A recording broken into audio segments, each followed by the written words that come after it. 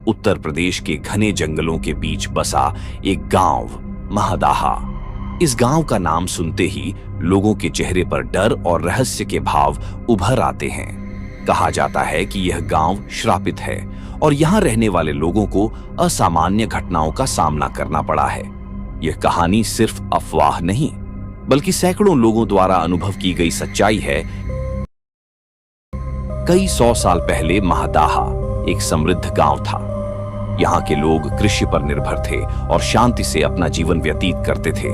लेकिन इस गांव का एक रहस्य था। यहाँ एक काला तांत्रिक रुद्रनाथ अपनी साधना करता था। रुद्रनाथ पर काले जादू की सिद्धियों का जुनून सवार था। वह मनुष्यों की बलि देकर अपनी शक्ति बढ़ाना चाहता था। रात के अंधेरे में वह जंगल के बीच बने एक पुराने शिव मंदिर में अपनी साधना करता था। कहते हैं कि उसने कई मासूम लोगों की बलि दी, जिनकी आत्माएं आज भी उस मंदिर और गांव के आसपास भटकती हैं। गांव वालों को जब इस बात की भनक लगी तो उन्होंने रुद्रनाथ को रोकने का फैसला किया। एक रात जब वह किसी बच्चे की बलि देने वाला था, तब गांव वालों ने उसे पकड़ लिया।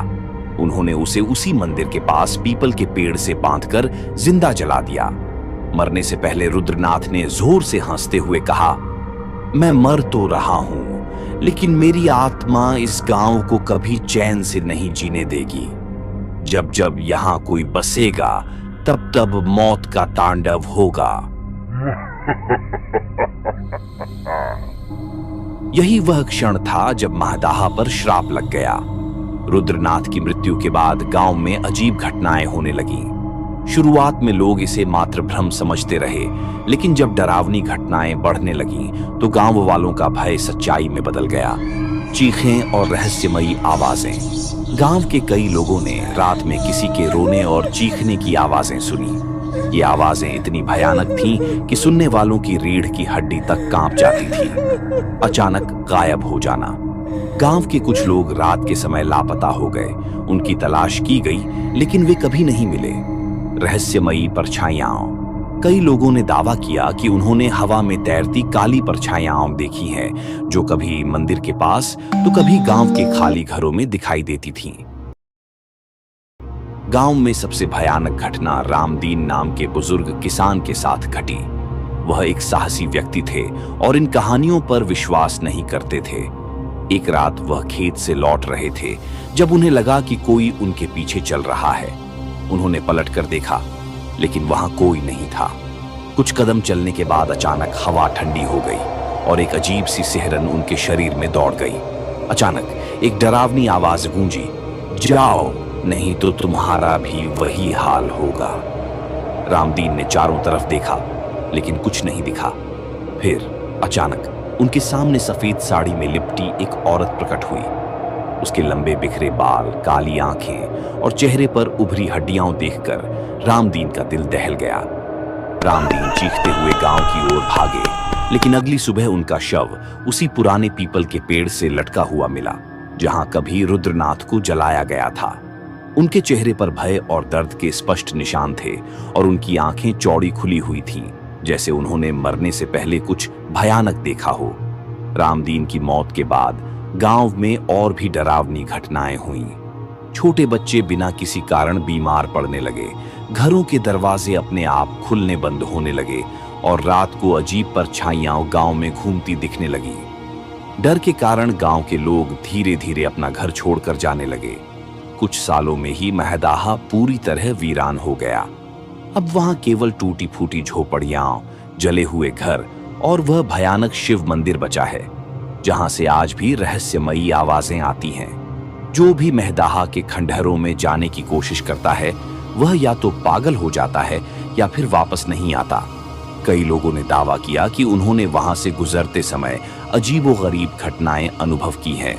कोई अदृश्य ताकत उन्हें रोकने की कोशिश करती है, हवा में तैरती परछाइयां दिखती हैं और रात के समय किसी के फुसफुसाने की आवाजें सुनाई देती हैं। कुछ लोग इसे मात्र अंधविश्वास मानते हैं, लेकिन जो भी महदाहा की रहस्यमयी हवाओं में सांस ले चुका है, वह इस श्रापित गांव की सच्चाई से इनकार नहीं कर सकता। महदाहा गांव का श्राप केवल एक दो घटनाओं तक सीमित नहीं रहा। जैसे जैसे समय बीतता गया, यहाँ के लोगों ने कई और भयावह अनुभव किए जो इस गांव को भारत के सबसे डरावने स्थानों में से एक बना देते हैं। यहाँ हम कुछ और घटनाओं के बारे में बताएंगे जो आज भी लोगों की रूह कंपा देती है।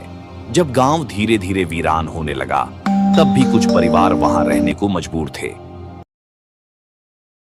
इन्हीं में से एक था पंडित सुरेश मिश्रा का परिवार। सुरेश मिश्रा एक धार्मिक व्यक्ति थे और उन्होंने गांव छोड़ने से इनकार कर दिया। उनका मानना था कि भूत प्रेत जैसी चीजें सिर्फ कमजोर दिल वाले लोगों की कल्पना होती हैं, लेकिन उनके साथ जो हुआ वह किसी भी हिम्मत वाले इंसान को झकझोर सकता था। मिश्रा जी के घर में रात को चीजें अपने आप इधर उधर गिरने लगती। उनकी बेटी ने कई बार दावा किया कि उसने आंगन में किसी को चलते हुए देखा है, लेकिन जब पास जाकर देखा जाता तो वहां कोई नहीं होता। रात के समय अचानक खिड़कियों पर किसी के खटखटाने की आवाज आती थी, लेकिन जब दरवाजा खोला जाता तो बाहर सिर्फ सन्नाटा होता। एक रात मिश्रा जी की पत्नी पानी लेने के लिए कुएं की ओर गई। जैसे ही उन्होंने बाल्टी कुएं में डाली, उन्हें किसी ने पीछे से जोर से धक्का दे दिया। वह गिर पड़ी, लेकिन किसी तरह बच गई। जब उन्होंने पीछे मुड़कर देखा तो उन्होंने एक अजीब छाया देखी जो धीरे धीरे हवा में विलीन हो गई। अगली सुबह गांव के लोगों ने कुएं के पास किसी के नाखूनों के निशान पाए, जो यह संकेत देते थे कि वहां कोई छिपा हुआ था। गांव में एक पुराना शिव मंदिर था जहां कभी रुद्रनाथ अपनी साधना किया करता था। जब गांव वीरान हो गया तो कुछ बाहरी लोग मंदिर को खंडहर में बदलने लगे। कुछ ने वहां से मूर्तियां चुराने की कोशिश भी की। कहा जाता है कि 3 चोर एक रात मंदिर में घुस गए और वहां रखी कुछ पुरानी मूर्तियों को उठाने लगे। जैसे ही उन्होंने मूर्तियों को उठाया, अचानक मंदिर के अंदर का वातावरण ठंडा हो गया। हवा तेजी से बहने लगी और घुप अंधेरा छा गया। चोरों के साथ जो हुआ वह आज भी रहस्य बना हुआ है। उनमें से एक चोर का शव अगली सुबह मंदिर के बाहर पड़ा मिला। उसकी आंखें बाहर निकली हुई थी, मानो उसने कुछ बहुत डरावना देखा हो। दूसरा चोर पागल हो गया और लगातार यह बड़बड़ाता रहा, वो आ रहा है, वो आ रहा है। तीसरा चोर कभी नहीं मिला। कहा जाता है कि वह मंदिर के अंदर ही गायब हो गया।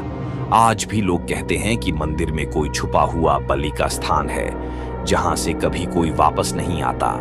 महदाहा में सबसे ज्यादा देखी जाने वाली आत्मा एक सफेद साड़ी पहने हुए औरत की है। कई लोगों ने दावा किया है कि उन्होंने गांव के पास वाली पुरानी बावड़ी के किनारे उसे देखा है।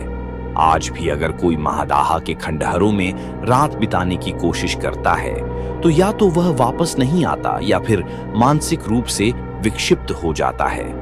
कई भूत प्रेतों की खोज करने वाले लोग वहां जाकर रिकॉर्डिंग करने की कोशिश कर चुके हैं, लेकिन उनकी कैमरा रिकॉर्डिंग में रहस्यमयी परछाइयां और आवाजें कैद हो चुकी हैं। क्या यह सिर्फ कहानियां हैं या फिर महदाहा सच में किसी भयानक शक्ति का अड्डा बन चुका है? अगर आपको मौका मिले तो क्या आप महदाहा में एक रात बिताने की हिम्मत करेंगे?